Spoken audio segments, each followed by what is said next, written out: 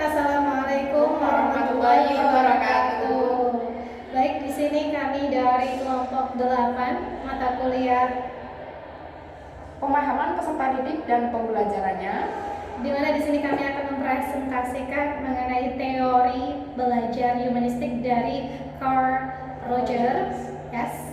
Dan yang pertama nanti akan dibahas pembahasannya mengenai definisi, dan kemudian ada study case, kekurangan dan kelebihan teori, dan ada strategi teori. Dan tentunya terakhir adalah kesimpulan. Maka untuk yang pertama kita akan membahas tentang definisi arti dari teori belajar humanistik dari Carl Rogers. Tapi sebelumnya kami akan memperkenalkan diri terlebih dahulu. Pertama, nama saya Wahyu Ernita Dewi, dipanggil Erin. Dan yang kedua, dan saya Sinta Lokatria Dewanti atau dipanggil Sinta. saya Sinta Sari Nurhagiki dipanggil Yas, Dan saya Sekar Hibral Novandari dipanggil Sekar. Oke, mari kita langsung ke pembahasan. Oke, di sini saya akan menjelaskan mengenai teori belajar humanistik dari Carl Rogers. Di mana pertama, tentunya pembahasan mengenai humanistik, tentunya berkaitan erat dengan bagaimana kita berkomunikasi dengan seseorang dalam hal kaitannya pembelajaran. Maka kita harusnya berkomunikasi atau melakukan pendekatan siapa dengan siapa, yaitu guru dengan muridnya atau peserta didiknya. Mengapa pendekatan ini sangat-sangat amat dibutuhkan dalam proses pembelajaran? Yaitu yang pertama, ketika ada sebuah pendekatan antara guru maupun murid, maka akan terjalinnya koneksi antara guru maupun murid peserta didik yang ada di sekolah tersebut. Dengan adanya koneksi tersebut, maka akan membentuk suatu kolaborasi yang baik antara guru maupun muridnya. Jika dilihat dari sisi pendekatan yang dilakukan oleh guru, ketika guru bisa melakukan pendekatan dengan baik dengan murid-muridnya, maka guru akan bisa melihat potensi atau bakat yang dimiliki ataupun skill yang dimiliki oleh para peserta didik. Dari sinilah ketika pendekatan dilakukan dengan baik, guru bisa menganalisis atau mengobservasi bagaimana peserta didik tersebut, bakat apa yang dimiliki, potensi apa yang dimiliki, maka mungkin dari sini guru bisa menerapkan beberapa strategi, approach maupun method yang sangat bisa membantu untuk perkembangan potensi dari peserta didik tersebut. Jika dilihat dari dampak positif atau kelebihan dari pendekatan yang dilakukan guru kepada muridnya, untuk siswa itu sendiri, di mana siswa bisa merasa lebih percaya diri terhadap apa yang disampaikan atau dipresentasikan di depan, baik itu mata pelajaran maupun ketika bertanya kepada gurunya, entah hal apapun itu. Karena apa? Tidak hanya pembelajaran yang perlu ditekankan, tapi dari sisi emosional maupun sharing, entah itu mengenai masukan ataupun pertanyaan-pertanyaan yang mungkin akan secara tidak langsung ditanyakan oleh peserta didik, mungkin di luar dari material yang diajarkan. Dan itu sangat diperlukan dan sangat penting sekali, dimana ketika guru bisa approach, bisa pendekatan dengan murid, maka murid akan merasa nyaman karena di sana mereka merasa dihargai, didengarkan opini maupun opini atau pendapat mereka, seperti itu. Jadi dari sinilah pendekatan yang dilakukan oleh guru maupun ke muridnya sama-sama berdampak dengan baik jika dilakukan dengan baik pula. Dan disinilah ketika guru merespon atau melakukan pendekatan dengan muridnya, maka di sini bisa dikatakan guru harus menjadi fasilitator yang baik untuk beberapa level tingkatan seperti SD, SMP maupun SMA. Itu tadi definisi dari teori belajar yang disampaikan Carl Rogers mengenai humanistik, teori belajar humanistik, dan itu sangat amat penting untuk diterapkan oleh guru di sekolah dengan muridnya, sehingga pembelajaran bisa berjalan dengan lancar dan kondusif, seperti itu, dan bisa mengetahui bakat atau potensi anak didik tersebut. Dan selanjutnya akan dijelaskan oleh teman saya mengenai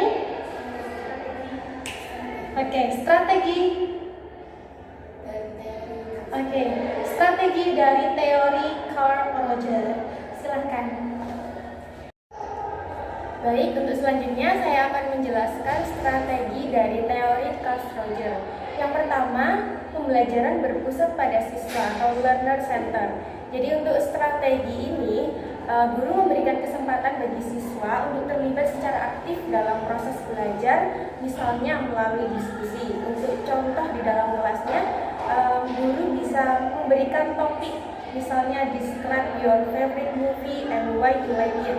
Kemudian siswa dapat berdiskusi dengan kelompok kecil dan saling bertukar pendapat tentang film favorit mereka dalam bahasa Inggris. Dan yang kedua ada kebebasan untuk belajar atau freedom to learn. Dari strategi ini, guru bisa menyediakan pilihan bagi siswa dalam tugas-tugas belajar, topik proyek, atau cara mereka menunjukkan pemahaman. Jadi sebagai guru, kita bisa memberikan ruang untuk kreativitas kepada peserta didik. Contohnya, melalui tugas proyek, guru bisa mengarahkan siswa untuk membuat create a travel guide, sehingga siswa bisa bekerja dalam kelompok untuk membuat panduan wisata tentang kota impian mereka atau kota yang ingin dituju. Mereka bisa menuliskan deskripsi dari kota tersebut, terus bisa ditambahkan gambar dari kota tersebut, lalu mempresentasikan panduan wisata yang telah mereka buat di depan kelas. Yang ketiga yaitu kepercayaan pada siswa atau trust in learner. Pada strategi ini, membiarkan siswa untuk memimpin pembelajaran mereka, misalnya dengan melalui presentasi secara mandiri. Contohnya yaitu siswa melakukan presentasi tentang My Dream Job, di mana mereka akan berbicara tentang pekerjaan yang mereka impikan di masa depan. Terus mengapa mereka memilih pekerjaan tersebut dan juga bagaimana rencana mereka untuk dapat menggapai cita-cita tersebut. Yang keempat ada empati dan pemahaman positif tanpa syarat. Strategi ini menciptakan suasana kelas yang aman dan emosional di mana siswa merasa nyaman untuk mengambil resiko, berbagi ide, dan berkomunikasi tanpa takut untuk dihakimi. Misalnya, guru bisa mengadakan debat. Untuk yang kelima, yang terakhir yaitu pengalaman nyata, experiential learning. Strategi yang digunakan pembelajaran guru melibatkan siswa dalam situasi nyata atau relevan dengan kehidupan mereka. Misalnya siswa diminta untuk menulis tentang pengalaman pribadi. Pengalaman pribadi contoh topiknya A Time I Felt Proud of Myself.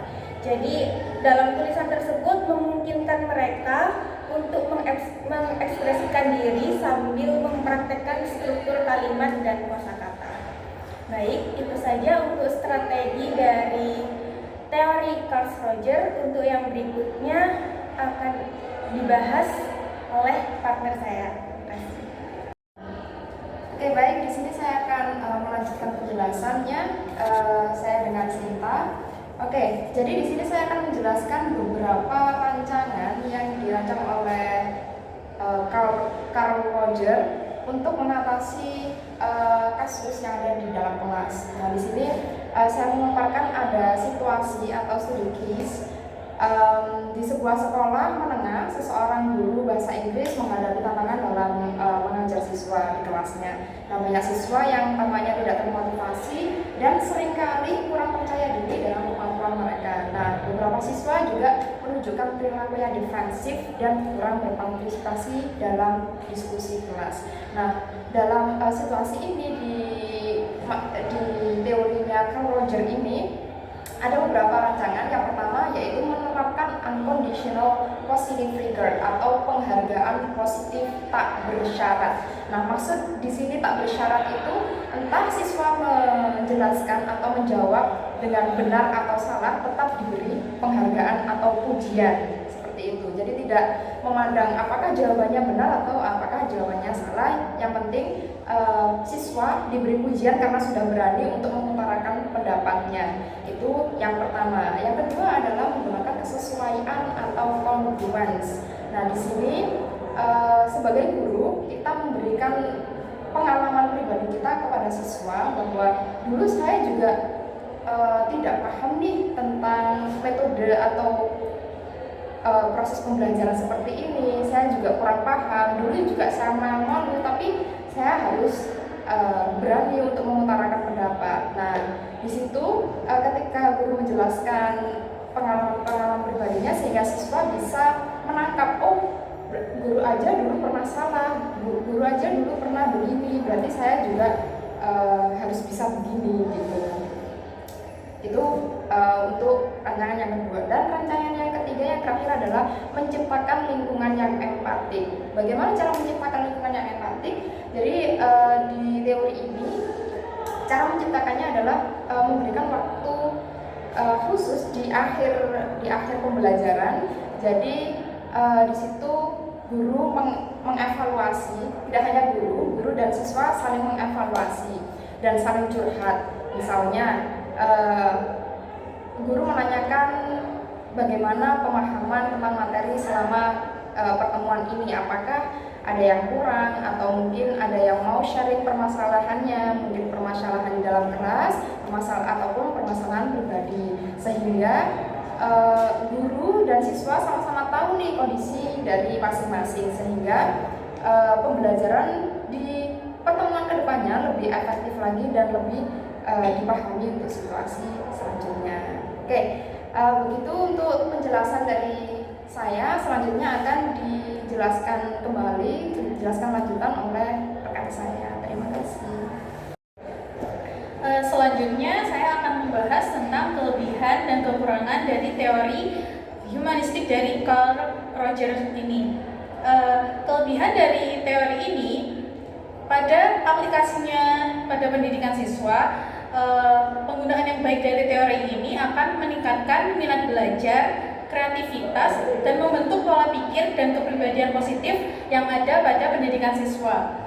Teori ini juga dapat mengembangkan individu, dalam hal ini siswa, dalam mencapai aktualisasi diri, sekaligus menjadikan para siswa ini menjadi individu yang humanis dan juga partisipatif.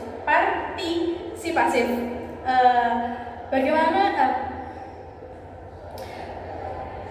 dengan itu nanti bisa dikatakan? Bisa. Kamu nggak usah di-closing. Oh ya. Sebagaimana dengan adanya kelebihan dari teori, akan selalu ada kekurangan dalam suatu teori di mana aplikasinya tidak dapat diaplikasikan untuk semua siswa. Dalam hal ini, kekurangan teori humanistik oleh Carl Rogers, teori ini dapat memunculkan perilaku individualis pada siswa.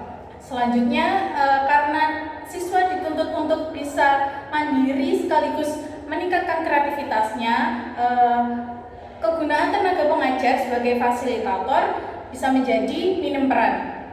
Kekurangan yang lainnya sekaligus dalam proses pembelajarannya akan muncul perbedaan yang signifikan di antara para siswa, di mana dalam prosesnya memungkinkan timbulnya kesenjangan di antara siswa tersebut.